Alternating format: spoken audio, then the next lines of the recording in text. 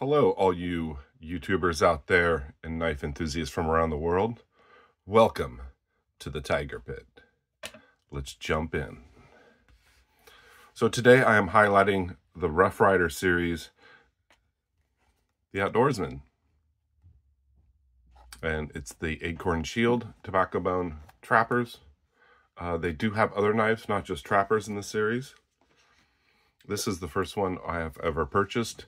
It is the full-size trapper. You can see the Acorn Shield there. They do have RR in the Acorn. The stamp is kind of shallow. It's hard to see. This is tobacco bone. It is darker than the rest of them. Great fit and finish on this one.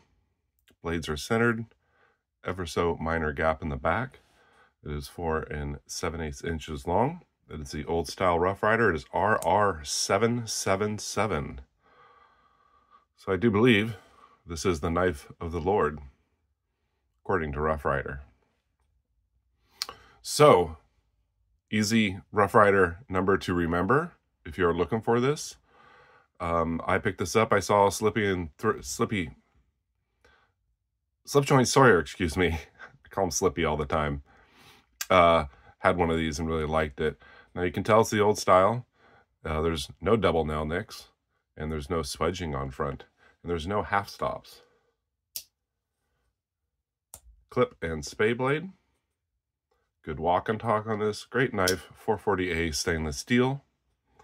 So I wanted to pick up one of these lockback trappers. This is also the Outdoorsman series. You can see the shield there has better stamp. You can see the RR. The Acorn is really cool. This tobacco bone is absolutely exquisite. In my opinion, it's like an orange amber. And this one came particularly shiny. You can see the shine to the bone. Really nice polish job. Single threading on either bolster. This is like 3.88 inches long.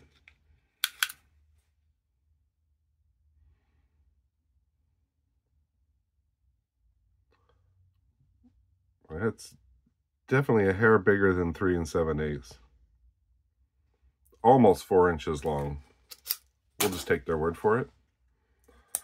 It's got a clip point blade, kind of in the style of their Rough Ryder minis, where the top is really angular there, which I haven't done a measurement on this blade.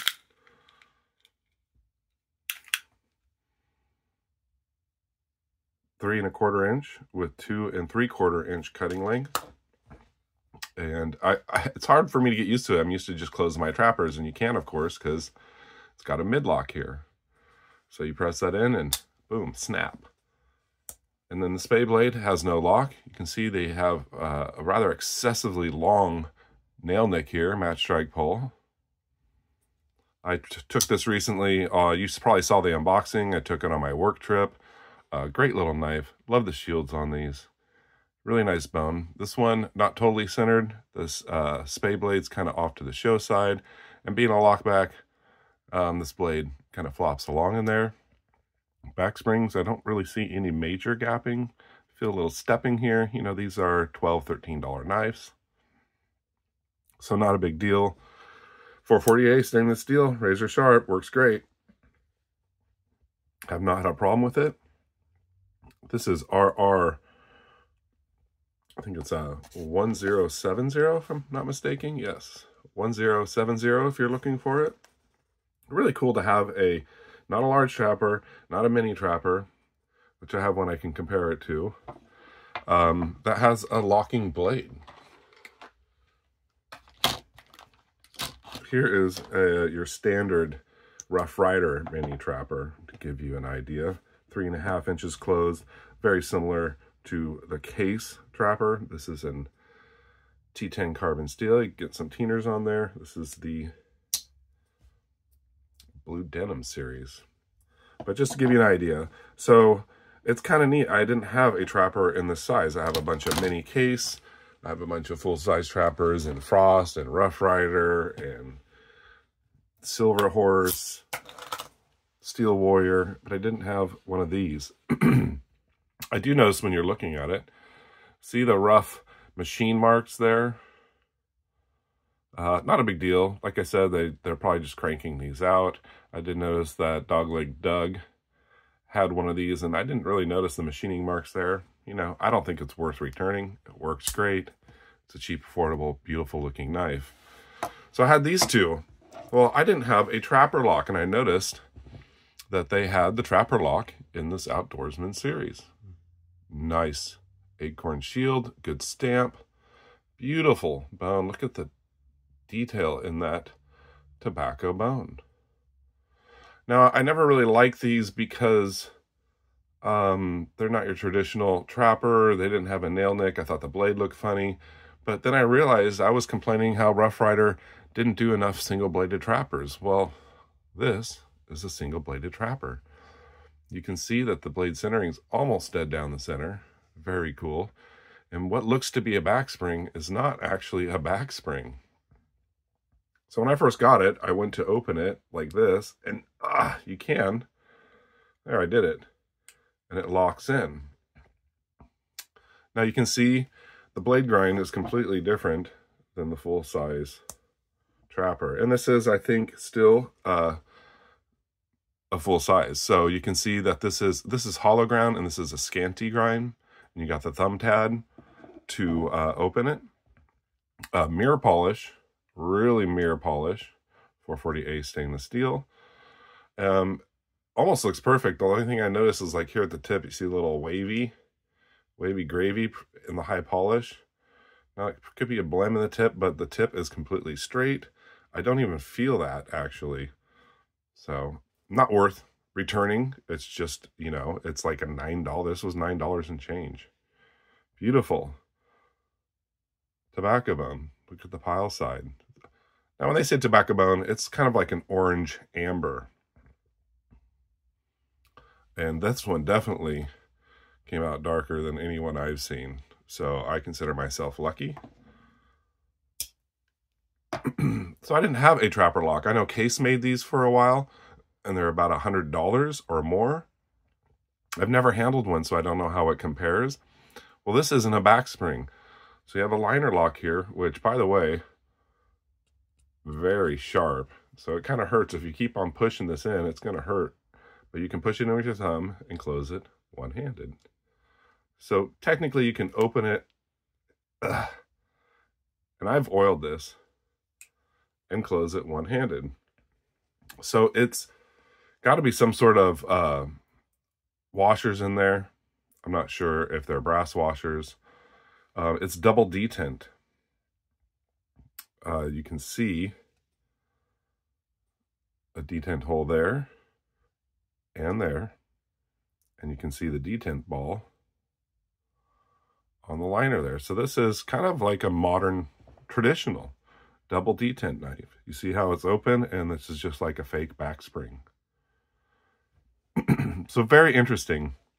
I do notice when it's open all the way, you can hear it click and it locks. And it's locked in, even though you look at that liner lock, it doesn't look like it's engaging that much, but it's actually engaged. It's not coming down. No left to right blade play, but I do notice just a hair. Oh, well, now it's not doing it. Maybe I engaged the lock and it wasn't fully engaged. I had noticed a little hair up and down movement. I am not noticing that now. Being mirror polished blades, you do get fingerprints all over it, of course. I do kind of think it looks odd without a nail nick, but it's a single-bladed trapper, and it's kind of cool. This is my first double detent, actually. And you can open it and close it with one hand. It might be easier just to grab this and flip it out and then open. Wow, it's locking in. So I may take a file and just file down that rough edge there. And it would probably be easier on the hand. Maybe they made it so sharp so you could get your thumb in there. So having these, which I'm really happy with the bone colors, the fit and finish, it's absolutely incredible, especially for like this is $9, and this was like $12, $13. I can't recall what this was, maybe 14 or 15. I could not help but notice how close it is to my tobacco bone cotton sampler. So it's almost the exact same bone. See? And they do call it tobacco bone, but this is not an Outdoorsman series. Doesn't have the acorn shield. Mini cotton sampler. Great walk and talk half stops on these. So this is part of my tobacco bone series. Despite, I also had just recently picked up an orange bone peanut. And it's really close, but you can see it is more of an orange hue to it. And it has the old Rough Rider propeller or bow tie, Chevy tie shield like this. So I guess I won't include it because it's orange, but very close.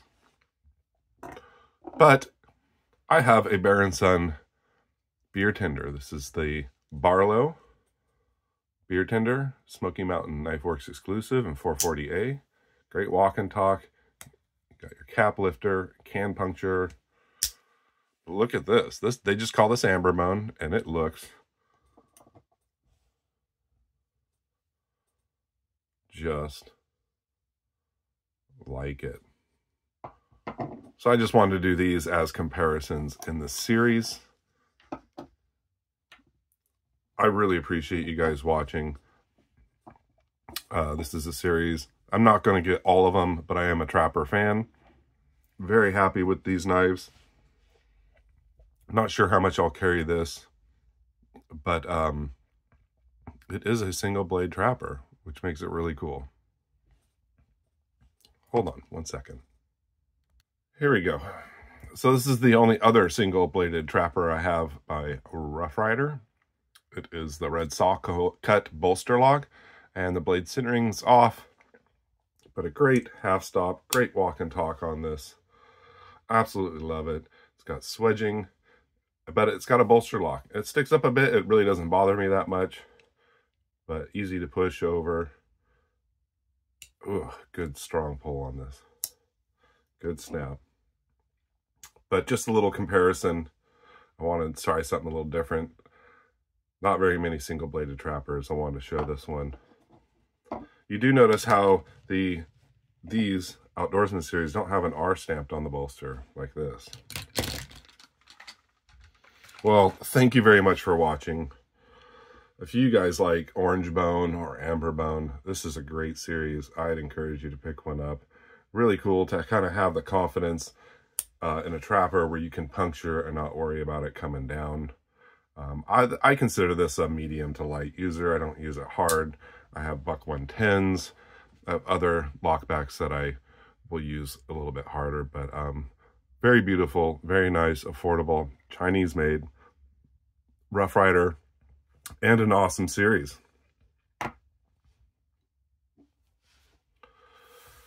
You guys have a fantastic day. Be kind, stay sharp, and take chances.